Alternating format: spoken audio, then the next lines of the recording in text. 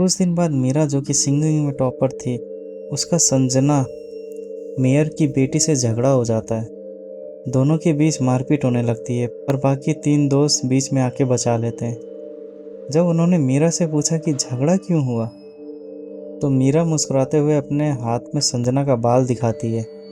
झगड़ा तो सिर्फ एक बहाना था, मुझे उसका बाल चाहिए था। उसी रात करीब 2 बजे चारों लड़कियां लाइब्रेरी में जाते हैं। ओइजा बोर्ड, 4 मोमबत्तियां और एक कटोरी लेकर। कटोरी में पहले संजना का बाल रखते हैं, फिर एक एक बूंद अपना खून डालते हैं।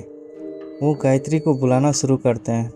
गायत्री, अगर तुम यहाँ हो, हमें अपने होने का एहसास दिलाओ।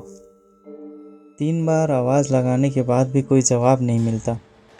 तब अवनी मजाक उड़ाते हुए कहती है, कुछ नहीं है यहाँ, सब बकवास है। जैसे ही अवनी ये कहती है, ओइजा बोर्ड पे रखा सिक्का अपने आप हिलने लगता है। सिक्का धीरे धीरे यस की तरफ सरक जाता है।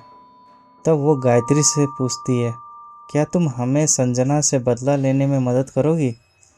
फिर एक तीखी हवा चलती है, मोमबत्तियाँ बुझ जाती है और लाइब्रेरी में गहरा अंधेरा छा जाता है। किसी के रोने की आवाज़ें आने लगती है।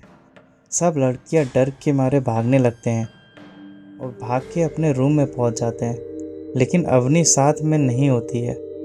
थोड़ी देर बाद रूम के बाहर से हंसी की आवाज़ आने लगती है।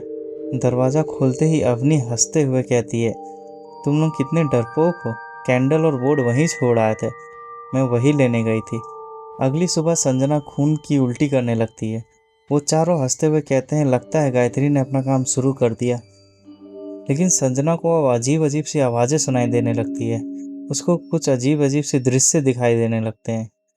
उसे रात में दीवार के ऊपर कोई चलता हुआ नजर आता है।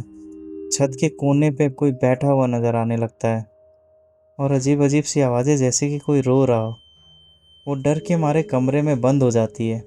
पढ़ाई खाना सब छोड़ देती है। चारों लड़कियां मज़े लेने लगते हैं। फाइनली बदला पूरा हुआ। पर वो कहते हैं ना, जो दूसरों के लिए गड्ढा खोदते हैं उसमें वो खुद गिरते हैं।